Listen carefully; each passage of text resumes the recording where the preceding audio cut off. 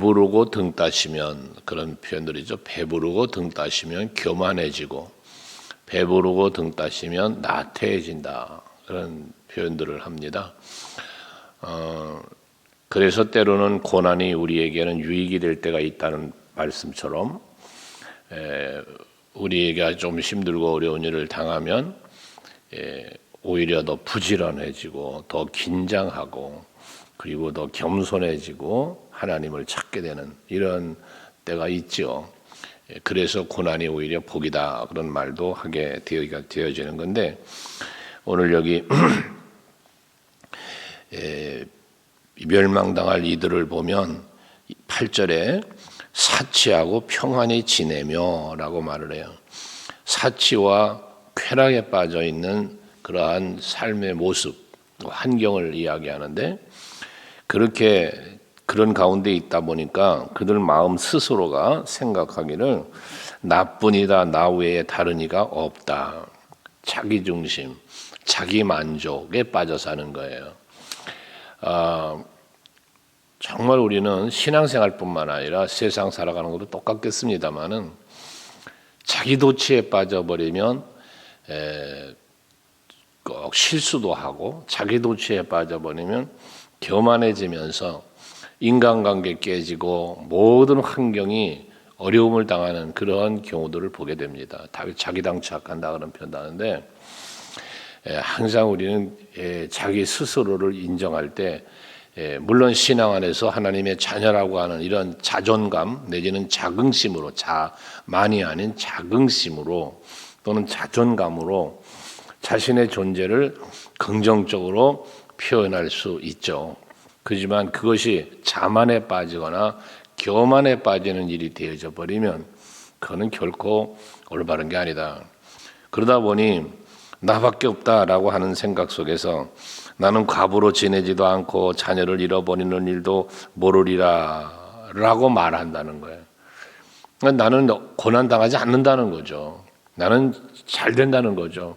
물론 긍정적으로 믿음으로 잘 된다라고 하는 생각 갖고 말하는 거 좋은 일이에요. 그렇지만 지금 여기서 말하는 이들은 하나님의 권위에 도전하는, 하나님이 모든 범사를 주관하시는 주권자 하나님에 대한 교만을, 도전하는 교만을 표현하고 있는 것이다 말이죠. 이와 같은 교만은 결국 패망에 이르게 됨을 말하는데, 너는 이제 들을지어다 라고 말합니다. 너는 이제 들을지어다. 여기 이제라고 하는 말, 아브라함이 이삭을 제물로 드렸을 때 이제 네가 여호와를 경외한 줄 알았다. 이제라고 하는 것은 무언가 끝나는 거예요. 그리고 새로운 게 시작이 되는 거예요. 이제라고 하는 말은. 그러니까 이렇게 사치하고 평안해서 교만했던 저들이 이제 하나님의 심판을 받게 되어질 것을 말하는데, 그 심판에 대하여 9절에 보면 한날에 갑자기라는 표현을 했어요. 한날에 갑자기. 이건 뭐냐면 신속한 하나님의 심판이 임할 것을 말하는 거예요. 한날에 갑자기. 이 신속한 하나님의 심판이 갑작스럽게 임하게 될 건데, 주 예수의 재림도 그렇습니다. 주님이 오시는 날이 언제인지 알 수 없지만 갑작스럽게 오실 것이다. 분명히 오시는데 갑자기 올 것이다. 속히 오리라, 뭐 이런 표현을 했는데요. 그들이 말하기를 나는 과부로 지내지도 않고 자녀도 잃어버리는 일이 없을 것이다 라고 했지만, 갑자기 어느 날 자녀도 잃게 되고 과부가 되는 이 두 가지 일이 너에게 임할 것이다, 그 말이에요. 그러면서 뒤에 뭐라 합니까? 내가 주술과 무수한 주술이라 그랬어요. 무수한 주술, 많은 주문을 빌릴지라도 이 일이 온전히 내게 임하리라. 그래서 이 하나님의 신속한 심판이 임하게 될 때는 그들이 믿고 따랐던 어떤 우상들, 주술, 여기 말하는 주술과 주문, 이 미신적인 건데, 이것은 우상이긴 하지만 미신적인 것, 이런 부분들을 따르게 되는 그들인데, 아무리 너희들이 많고 무수한 것을 가지고 너에게 닥쳐오는 심판, 환난을 막으려고 해도 막을 수 없다라는 것입니다. 하나님의 심판은 무엇으로도 막을 수 없는 거예요. 왜 이렇게 이들은 멸망당하게 되냐? 앞에서 8절에도 말한 것처럼 10절에 또 반복적인 그들의 죄를 말하지만, 내가 내 악을 의지하고 그랬어요. 내가 내 악을 의지했다. 우리는 하나님을 의지해야 되죠. 우린 예수를 의지해야 됩니다. 그런데 이들은 하나님을 의지하지 않았다고 그랬어요. 그리고 저들은 악을 의지했다고 그랬습니다. 여기서 말하는 악을 의지하는 건 우상을 의지하는 거죠. 하나님을 떠나면 다 죄고 악이니까요. 세상 것 의지해서 육에 빠져 살았어요. 그러면서 이르기를 나를 보는 자가 없다 하나니 그랬어요. 나를 보는 자가 없다. 왜 못 봐요? 하나님은 다 보시죠. 하나님 다 알고 계시고 다 보고 계시고 다 듣고 계신다. 여러분 이게 이제 코람데오의 신앙인데요. 항상 여러분이 가져야 할 마음가짐에 하나님이 나와 함께 계신다. 그래서 그분은 나를 다 보고 있고 나의 말을 다 듣고 있고 나의 행동 다 보고 있고 이런 영적인 신앙의식을 가져야 우리가 하나님 앞에 올바른 신앙생활을 하게 되는 거잖아요. 근데 이들은 나를 보는 자가 없다는 거예요. 그러면서 내 지혜와 내 지식이 너를 유혹하였습니다. 사람이 유혹을 받는 것은 여러 가지잖아요. 여러 가지가 나를 유혹을 해요. 나를 하나님에게서부터 떠나게 만드는 것들은 다양한 게 있어요. 그런데 그것 중에 물론 욕심이라든지 여러 가지 상황들이 있는데 여기는 뭐라는데 내 지혜와 지식이 그랬어요. 이 지혜와 지식이 하나님을 떠나게 만들어요. 이 지혜와 지식이 악을 행하게 만든다고 말이에요. 이것처럼 여러분 우리가 여기서 말하는 지혜와 지식은 뭘 말합니까? 세상 지식이에요. 세상적 지혜예요. 이것이 하나님을 떠나게 만들고 하나님 앞에 악을 행하게 만든단 말입니다. 이것이 교만하게 만드는 것이거든요. 그러니까 그렇게 유혹을 받아서 네 마음에 이르기를 나뿐이다 나 외에 다른 이가 없다라고 말했기 때문에 라는 말이잖아요. 결국 저들은 교만했기 때문에 저들 스스로의 판단과 생각이 잘못되었고 그거로 인하여 저들은 망하게 됐다는 것이거든요. 잠언 16장 18절에도 말하지만 교만은 패망의 선봉이라 그랬어요. 그러니까 우리가 교만은 망하는 길이에요. 망하는 길. 그래서 여러분들이 항상 마음에 교만한 마음을 품지 말아야 된다. 이 교만은 영적인 교만도 있고 이 육체적 교만도 있는 건데 이 교만의 원인들이 다 있잖아요. 교만의 원인. 그 교만의 원인을 오늘 뭐라고 말해요? 사치와 평안, 지혜와 지식. 이 긍정적인 하나님을 아는 지식, 하나님의 말씀을 깨닫고 삶에 적용하는 지혜, 이 로고스와 레마라고 우리가 표현하는 이런 것들이 우리가 있으면 이건 은사적으로 표현하잖아요. 지혜의 말씀의 은사, 지식의 말씀의 은사 이렇게 말하는 것처럼. 근데 그러지 못한 세상적 육에 속한 지혜와 지식은 교만을 가게 만들고 결국 그것 때문에 하나님께서 그들을 심판하신다, 망하게 된다는 것이거든요. 그래서 11절 재앙이 내게 임하리라. 어떻게 임해요? 아까 보면 한날에 갑자기 임한다 그랬잖아요.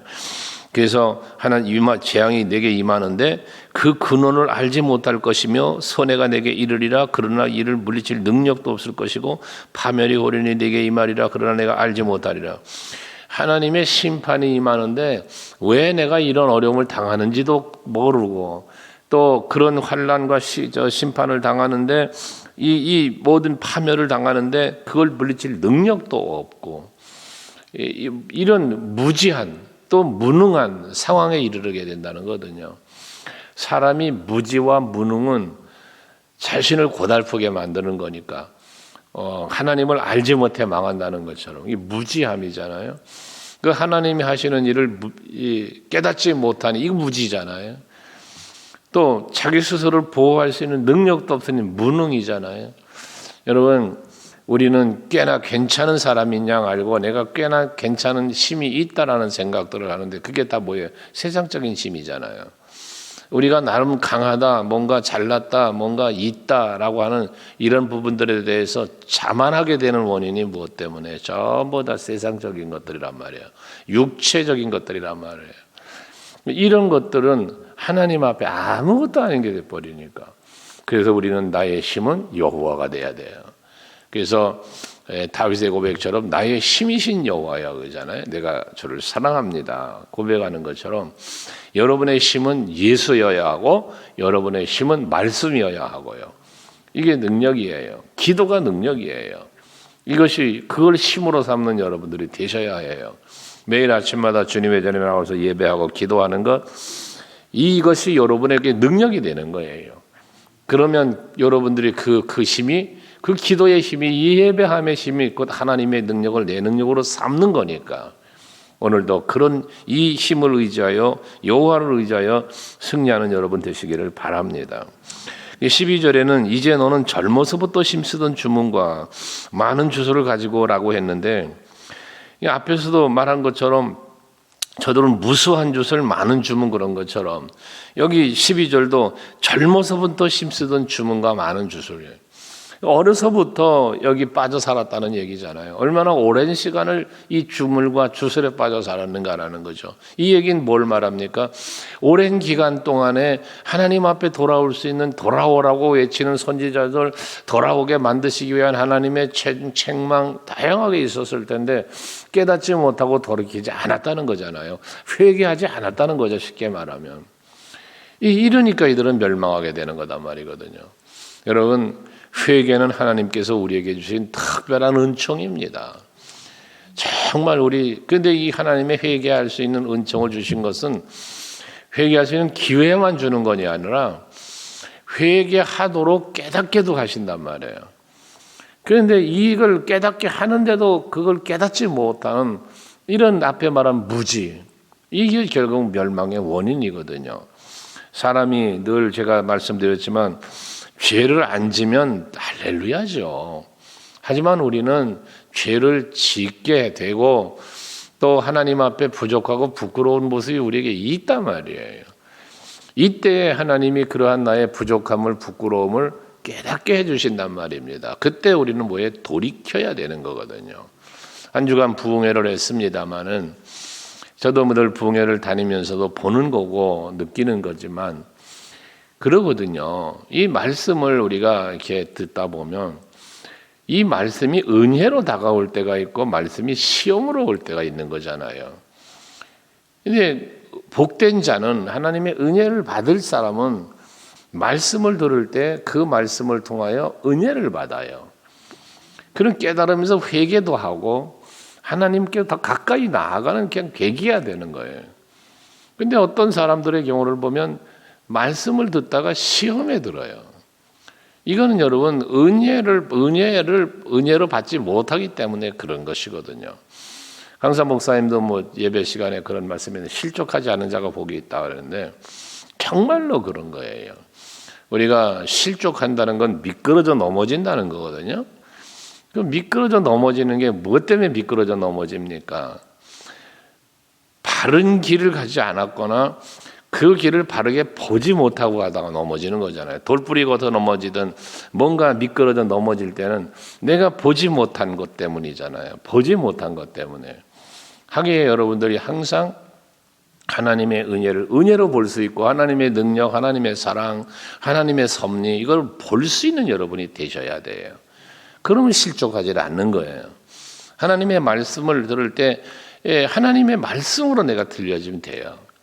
근데 이것이 하나님의 말씀으로 들려지지 않을 때 꼭 실족하는 것이거든요. 항상 여러분들 제가 아니라 전도사님이 말씀을 전해도 구역 예배드릴 때 구역장님이 말씀을 전해도 누가 전해도 하나님의 말씀을 전하는 거니까 하나님의 말씀으로 들어야 되는 거예요. 이것이 사람의 소리로 들리다 보면 항상 실족하고 시험이 든다고 말이에요. 이들은 어려서부터 그렇게 주문에 빠져 살다 보니 그것에 빠져서 하나님의 소리를 못 듣게 된단 말입니다. 그러면 그런 저들을 보면서 자, 너가 그렇게 어려서부터 힘쓰던 주문과 많은 주술을 가지고 한번 맞서봐라. 뭐 맞서라는 거예요? 하나님의 심판 앞에 맞서보라는 거거든요. 그런데 거기서 혹시 유익을 얻을 수 있을지 혹 놀라게 할 수 있을는지 네가 계략으로 말미암아 피곤하게 되었도다. 하늘을 살피는 자와 별을 보는 자와 초하는 날에 예고하는 자들에게 일어나 내게 이 말 이래 너를 구원하게 해봐라. 안 된다는 것이죠. 열왕기상 18장의 말씀에 보면 갈멜산의 엘리야의 갈멜산의 기적의 사건이 말씀 나오잖아요. 거기 아합 왕 시대에 이세벨이가 그 결혼하면서 가져오는 우상들 아세라신 바알신들을 섬기는 그런 이스라엘이 되어버리고 말았단 말이에요. 그러니까 하나님께서 엘리야를 통하여 너희들이 섬기는 그 아세라신 바알신이 참 신이냐 아니면 내가 섬기는 이 여호와가 참신이야 한번 대결해 보자 해서 제단을 쌓고 제사를 드릴 때 하늘로부터 불이 내려와 그 제단을 불사르는 신이 참신이다 하고 내기한 거 아닙니까? 내기를 한 거죠. 그때에 우상들을 섬기는 저들이 반나절이 지나도록 옷을 찢어가며 몸을 상해가며 막 난리를 쳐도 불은 안 내려왔잖아요. 저녁 해질 무렵에 엘리야가 때가 돼가지고 엘리야 차례가 돼서 제단을 쌓고 그리고 하나님 앞에 부르짖고 기도할 때 하나님께서 불을 내려주시고 그래서 하나님이 참신임을 증거했잖아요. 여러분 하나님이 창조하셨고 섭리하시는 분이잖아요. 모든 신들을 다스리는 분이 하나님이세요. 그러니까 그 욥기서에 나온 것처럼 사탄에게 욥을 소유는 손대지만 몸에 손대지 말아라. 몸에는 손대도 생명에 손대지 말아라. 하나님이 사탄도 다스리는 분이다 말이에요. 귀신들을 예수께서 다스리며 물리치시지 않았습니까? 하기에 여러분들도 정말 이 참 하나님, 유일하신 하나님, 주문으로도 주술로도 구원할 수 없어요. 오직 예수로만 가능한 것이거든요. 그래서 예수 외에 구원이 없다는 고백을 우리가 하고 있는 건데 여러분들이 정말 하나님 외에는 나의 구원자가 없고 오직 예수 외에는 나를 이끌 자가 없는 거예요. 이걸 믿고 여러분들이 주를 바라보며 사시는 여러분 되셔야 한다는 것입니다. 그러면서 14절에 보라 그들은 초계 같아서 불에 타리니 라고 했는데 여기 초계 같다는 건 이제 지푸라기 같다 그 말이에요. 이 마른 풀 같다 그런 말이거든요. 그러니 얼마나 불에 잘 탑니까? 그렇게 불에 탄다는 거예요. 그런데 그 불꽃의 세력은 스스로 구원하지 못할 것이다. 불같이 임하는 하나님의 심판을 그 안에서 건져내서 지켜줄 수 없다는 말이에요. 초계같이 불살라 버리니까 혹 타버리는데 뭘 구할 틈도 있겠어요? 순식간에 임해버린다는 것이거든요.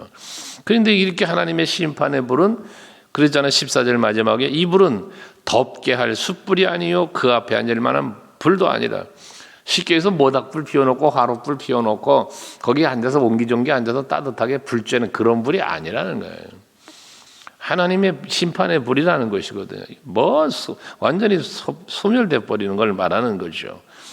그러면서 15절에 네가 같이 심쓰던 자들이 네게 이같이 되리니 같이 심쓰던 자가 결국 뭐가 되는 거예요? 같이 심쓰던 자, 바벨론 사람들과 같이 우상을 섬겼던 자들을 말하는 거거든요.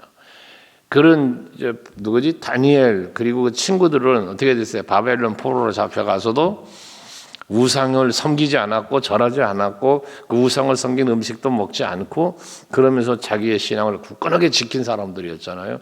그런 사람도 있는가 하면 다 거기에 빠져버려가지고 그냥 타협하고 넘어간 사람도 있지 않습니까? 바로 그런 사람들을 일컫는 거예요. 15절 빠져 넘어간 사람들, 타협한 사람들을 말하는 거예요. 그들은 어려서부터 너와 함께 장사하던 자들이 각기 제 길로 흩어지고 너를 구원할 자가 없으리라. 결국은 함께 포로로 잡혀가고 함께 가는데 이들이 뭐했던 함께 어우러져 살았던 사람들이라 그 말이거든요. 그런데 이 우상과 그들을 섬겼던 의지했던 이런 사람들은 하나님의 심판을 막을 수가 없고 결국은 함께 바벨론의 멸망과 더불어 함께 멸망당하게 된다는 거죠. 하지만 믿음을 지킨 자 남은 자들은 어떻게 된다 그랬어요? 돌아온다 그랬어요. 회복시켜 주신다고 그랬단 말입니다. 예수께서도 끝까지 견디는 자가 구원을 얻으리라 그랬으니까요. 여러분들이 고린도서에도 불의 공력으로 마지막 때 하나님의 심판을 말씀하셨잖아요. 불의 공력이 나타날 때 그 불에 타지 않고 남아있는 것, 이게 복된 거다 그래서 상급이 된다는 것처럼 여러분들의 신앙과 여러분들의 그 신앙의 믿음으로 사는 삶이 행위가 하나님의 앞에 서는 날에 정말 칭찬과 면류관이 되시기를 바랍니다. 혹여라도 여러분들의 생각이나 말이나 행위가 하나님 앞에 악이 되지 않도록 언제나 주를 바라보고 또 주의 손 잡고 그리고 살아가는 여러분들이 되시길 바라는데, 오늘도 하루를 살아가심에 있어서 어딜 가든지 무엇을 하든지 항상 주님 생각하시고 의지하시고 동행하며 살아가는 하루가 되어서 여러분들에게 오늘 하루가 참으로 복된 하루 되시기를 바랍니다.